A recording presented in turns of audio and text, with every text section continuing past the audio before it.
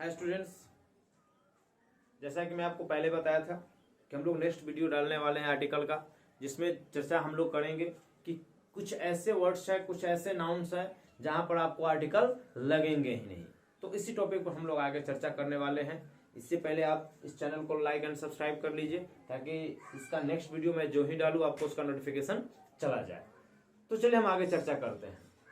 तो यहाँ पे कहता है कि जनरल वे में जैसे स्कूल है, कॉलेज है, यूनिवर्सिटी है, बेड है, चर्च है, कोर्ट है, हॉस्पिटल है, प्रिजन है, मार्केट है, ये सब है। और इसका उद्देश्य हम जब प्रयोग करेंगे ना, मतलब इस सब वर्ड का प्रयोग करेंगे और उसका उद्देश्य वही होगा जिसके लिए वो बना गया है, तो यहाँ पर आर्टिकल नहीं लगेगा। लेकिन इसका हम कल एक ऑफिस में बताए थे कि ऑफिस का हम प्रयोग करेंगे और उसका उद्देश्य वही होता है जिसके लिए वो बना हुआ है, तो ऑफिस के साथ द लगता है। लेकिन ऑफिस को छोड़ करके अगर ये सब सारा वर्ड आ जाए, स्कूल है, कॉलेज है, यूनिवर्सिटी है, बेड है, चर्च है, कोर्ट है, हॉस्पिटल है, प्रिजन है, मार्केट है, तो यहाँ हम इसका प्रयोग कर रहे हैं और प्रयोग करने का उद्देश्य भी वही होता है जिसके लिए बना हुआ है, तो इसके साथ हम लोग आर्टिकल द का प्रयोग या नहीं करेंगे। जैसे यहाँ पर कहें, मान लीजिए आई गो टू स्कूल।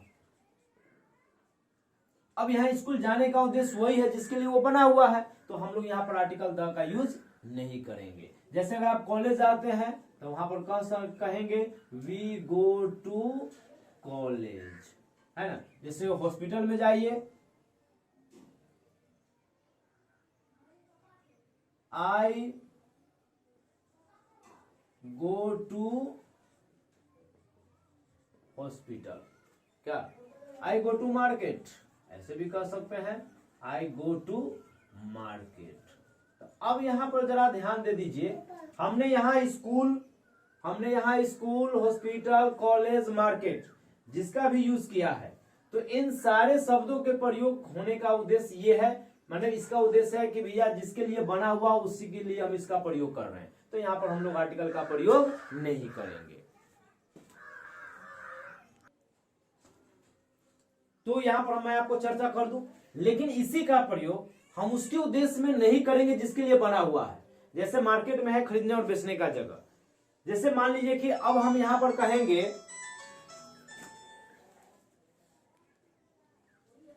अब जैसे मैं यहां पर एक बात बोलूं, जैसे कि बेड है। अब बेड आपको सोने के लिए है, लेकिन बेड का प्रयोग हम सोने के लिए न करके किसी अन्य काम के लिए अगर हम कर दे, जैसे मैं आपको बता दूं, जैसे आई सिट, अब यहां पर लगा दे ऑन बेड। अब जरा ध्यान दे दो, अब यहां बेड आपको बैठने के लिए नहीं है, जनरली वो सोने के लिए होता है, तो यहां पर उसका उद्देश्य नहीं है, तो क्या लग जाएगा the, I sit on the bed. लेकिन अगर आप सोने जाते हैं तब वहां पर सीधा कहिएगा आई गो टू बेड। अंतर यही है, आई गो टू बेड अगर कोई कहता है इसका मतलब वो सोने जा रहा है, वो सो रहा है। और अगर कोई ये कहता है कि I sit on the bed, या सीधे आई गो टू बेड, द नहीं लगाता है, इसका मतलब वो सोने नहीं जा रहा है। आई गो टू बेड का मतलब हुआ वो सोने नहीं जा रहा है। आई गो टू द बेड का मतलब हुआ, आई गो टू बेड का मतलब उसके लिए यानी सोने वो नहीं जा रहा है, और आई गो टू बेड का मतलब हुआ कि वो सोने जा रहा है।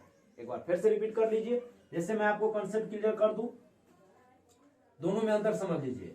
आई गो टू बेड एक, और एक हुआ आई गो टू द बेड, दोनों में अंदर समझ लीजिए।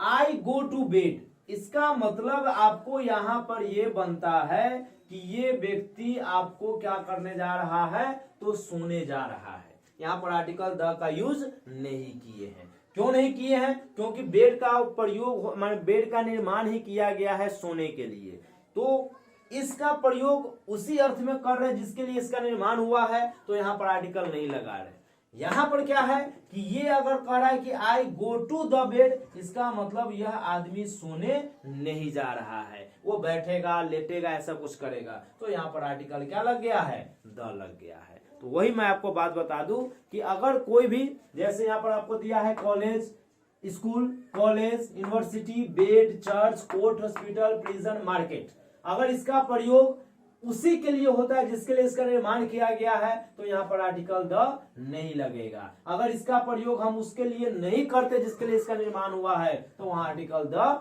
लग जाएगा। जैसा कि एग्जांपल हम आपको यहाँ बता दिए, आई गो टू बेड का मतलब हुआ वो सोने जा रहा है, और आई गो टू द बेड का मतलब हुआ सोने नहीं जा रहा है। क्योंकि बेड का निर्माण सोने के लिए होता है और ये सोने नहीं जा रहा है, तो यहाँ पर हमने आर्टिकल द लगा दिया है।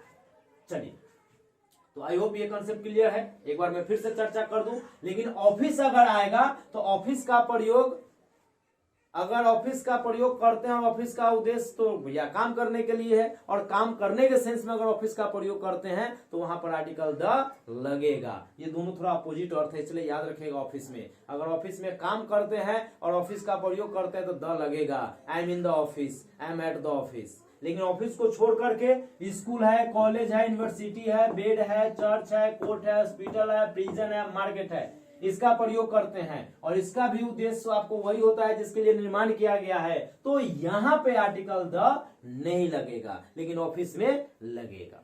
तो अंतर समझ लीजिएगा। अगला, appoint, made, nominate, elect, declare. अगर इसके बाद कोई नाउन आया, जैसे कहिएगा he was appointed, he was appointed MLA। अब जरा यहां ध्यान दीजिए, अपॉइंट के बाद आपको क्या लग गया, MLA नाउन। क्या लग गया, noun.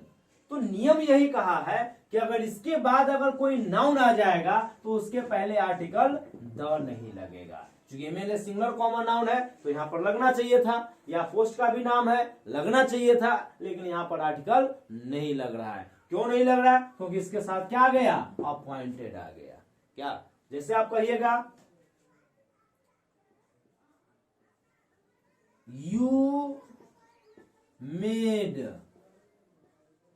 Me, you made me, चाहे रखिए यू मेड फूल, तुमने मूर्ख बनाया। अब फिर यहां पर नाउन आ गया मूर्ख। अब नाउन आया बट इसके साथ पहले लगा क्या है, मेड, नो नाउन।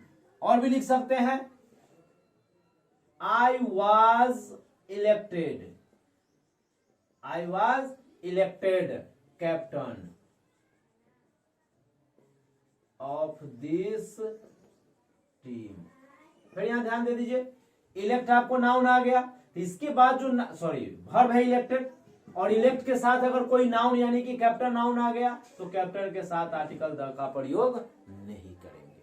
तो मेरे हिसाब से कंसेप्ट क्लियर हो जाना चाहिए कि अगर किसी भी सेंटेंस में अपॉइंट आ जाए, मेड आ जाए, नॉमिनेट आ जाए, इलेक्ट आ जाए, डिक्लेयर आ जाए, और इसके बाद कोई नाउन अगर आ जाता है तो इसके साथ हम लोग आपको आर्टिकल का प्रयोग नहीं करेंगे। चलिए, अगला कहता है खाने के नाम। क्या है, खाने के नाम। जैसे लंच है, डिनर है, सुपर है, ब्रेकफास्ट है। अब सुपर का मतलब ही आपको क्या कहते हैं, नाश्ता होता है, थोड़ा याद रखिएगा। तो ये देख लेना क्या है, लंच है, डिनर है, सुपर है, ब्रेकफास्ट है। अगर इसमें से कोई भी शब्द आ जाए तो इसके साथ आपको आर्टिकल का प्रयोग नहीं कीजिएगा। जैसे कि आपका, जैसे यहाँ पर एग्जांपल लिखा हुआ है, I have lunch at 1 PM। अब ये कह रहा है कि मैंने अपना लंच किया, यानी मैंने लंच किया है। कब किया है, 1 PM। तो देख लो, लंच लगा है, लंच के साथ कोई आर्टिकल नहीं है। जैसे ही was invited to dinner, dinner आ गया, डिनर के साथ कोई आर्टिकल नहीं लगेगा। हाँ, लेकिन एक बात याद रखिएगा, अगर यही आपको लंच, डिनर, सुपर, ब्रेकफास्ट के पहले या साथ कोई अगर एडजेक्टिव आ जाएगा तो एडजेक्टिव आने के कंडीशन में हम लोग यहाँ पर आर्टिकल का प्रयोग करेंगे। ए अंदर जो लगना होगा वो लगाएंगे। जैसे यहाँ पर एक आपको एग्जांपल लिखा हुआ है, एक्सेप्शन यहाँ डाल दिया है, अपवाद जिसको कहते हैं, बट अपवाद नहीं। आपको यहाँ पर ये याद रखना है कि अगर लंच, डिनर, सुपर, ब्रेकफास्ट के साथ अगर कोई एडजेक्टिव आ जाता है तो उस सिचुएशन में उसके साथ आर्टिकल का प्रयोग करेंगे। फिर से एक बार सुन लीजिएगा क्या मैंने बोला, लंच, डिनर, सुपर, ब्रेकफास्ट। अगर यह अकेला प्रयोग है तो इसके साथ आर्टिकल का प्रयोग नहीं होगा, लेकिन इसके साथ अगर कोई एडजेक्टिव आ जाएगा तो अब इसके साथ आर्टिकल का प्रयोग होगा। जैसे मैंने यहां पर लिख दिया है, ही अरेंज्ड अ नाइस डिनर। अब देखो डिनर आ गया, डिनर के साथ क्या लग गया है, नाइस। अब डिनर के साथ लगा क्या है, नाइस, और नाइस क्या है, एडजेक्टिव है, और जो ही एडजेक्टिव आया तो इसके साथ क्या लग गया, आर्टिकल लग गया।